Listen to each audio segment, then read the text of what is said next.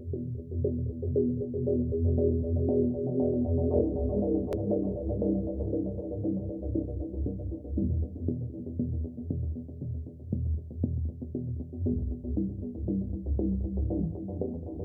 minyak Pertamina di Cilacap, Jawa Tengah terbakar, Sabtu, tanggal 13 November tahun 2021, malam.